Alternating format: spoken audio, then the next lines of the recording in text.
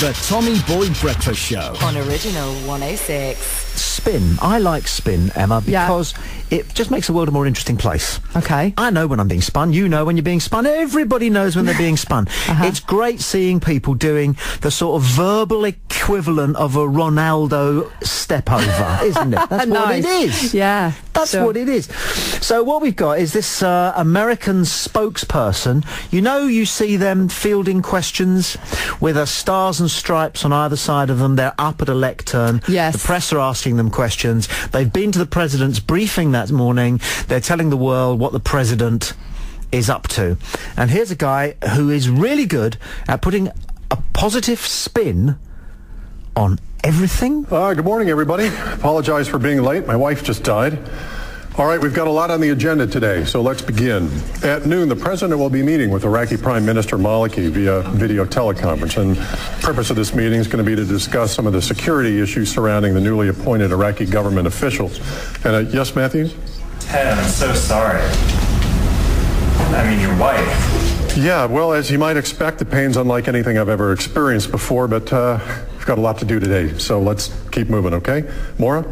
I'm so sorry to hear that, sir.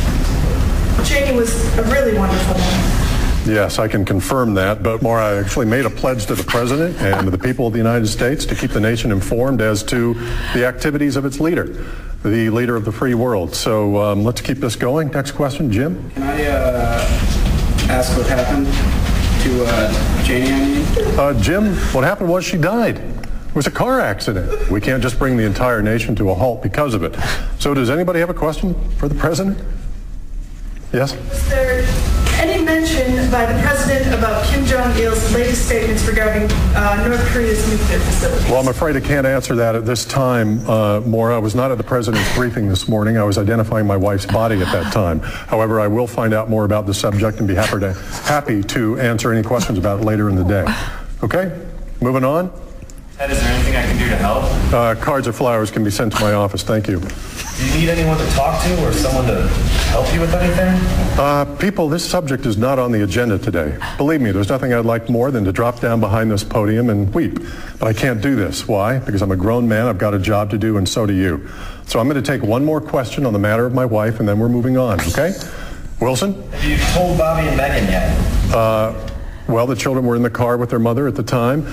They're at Georgetown University Hospital. Bobby's in a coma, and Megan lost her legs. Okay, next question. Is this question about the president's schedule? No. Okay, well, then we're done here. Thank you for coming. Oh, wait, everybody, Monday, we may have to push Monday's briefing back until 10 a.m. if Janie's funeral runs long. Okay? Everybody have a great day. No. Just for a minute, I think, Emma, you thought that was real. I sucked in at the beginning. No, it's a little bit satire. Satire. Satire. The Tommy Boyd Breakfast Show. Back tomorrow morning from 7. On Original 106. Everybody wake up. The Tommy Boyd Breakfast Show. On Original 106. 10 most annoying things about the London Marathon. Here it comes again. Number 10, you get like 2 or 3 really deserving people running it, noble souls who are doing it for great, and 30,000 attention seekers. I'm sorry. It's harsh, isn't it? But it's just true. Look at me! Waving! Hello, Mum. Hello, sign. Hello, Dave. Achoo! 9th most annoying thing about the London Marathon now for me is the music. I loved it to begin with, but that da da da da da. Oh, the Chariots of Fire stuff. Da da da da da da. Over slow motion pictures of people running, Hobbling. hobbling. Number 8, the rhinoceroses. What? Oh, every year since the marathon has started, no, second year actually, because I ran it the first year when it wasn't a fancy dress parade. Okay. Okay, and then there've been these rhinoceroses on hind legs, and all the other fancy dress things, and the deep sea diver, Yeah. and all that crud. 7th most annoying thing about the London Marathon is the interviews with BBC TV presenters who are running. Oh, yeah. Never Very anybody incestuous, isn't it? Just the Blue Peter kid, the one you can't quite name, who's on with Chris Akabusi, and that girl who sometimes is on Top Gear, or is it Tomorrow's World? I can't remember. But them. And they always say something like, well, I haven't done much running in the past, but I'm going to try my best. Going to give it a go.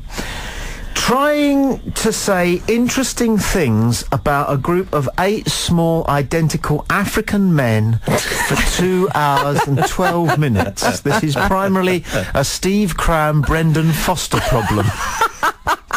The camera keeps cutting back, and they have got nothing else to say. Because they've got nothing between about the 2-mile mark and about the 20-mile mark, when they go, well, now they'll be hitting that wall. That's it.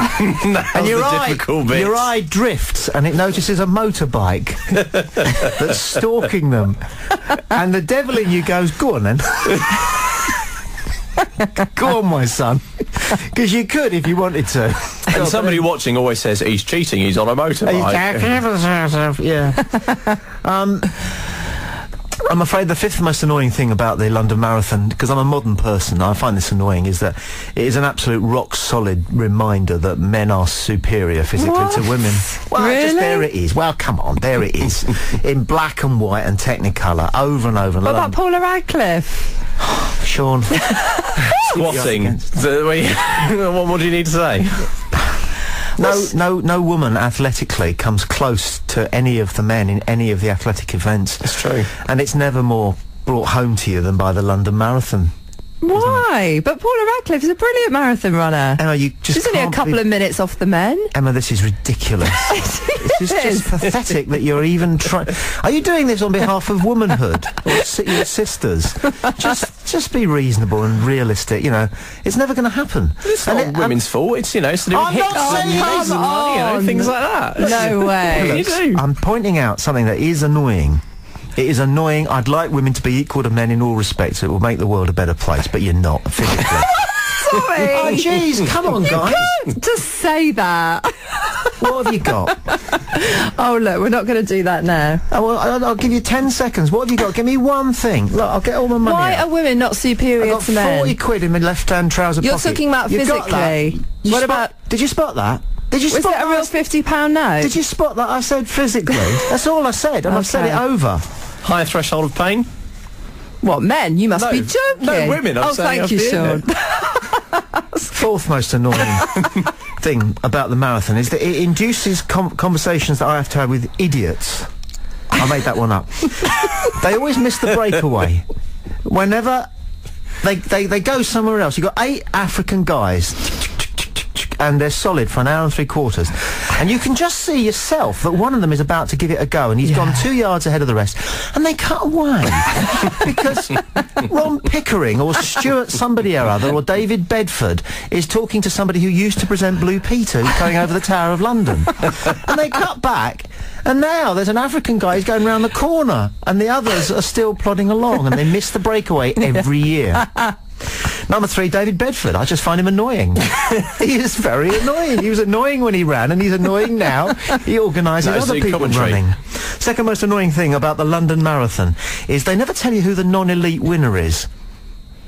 Oh, I see. They have the sort of the best of the race. Yeah. Yeah, it is. And if you're an elite athlete, that means you've been flown over from Dar es Salaam and put up in a nice hotel and possibly even paid just to run in the London Marathon. I shouldn't say that because I don't think that's widely known. But anyway, right? That means that each year some guy, for it will be a guy, wins the non-elite race. Right. He's an amateur athlete, he's a dustman or whatever, and I desperately want to know who wins that race. I'm more bothered about that than the guy from Dar es Salaam. Yeah, Never tell you. Never tell you. And finally, the thing most annoying about the London Marathon, isn't it a boring last 800 yards always? Because there's one guy out front. The year I ran it, 2 Scandinavian guys finished side by side, holding hands. Did they? What did they do then? Who was the winner? They held hands. Well, neither of them, because they dead heated on purpose. Oh, I see. That was when the the spirit of the London Marathon was real and tangible, albeit marred by the attention-seeking head of the GLC, Horace Cutler, trying to hug both of them and run across the line with them.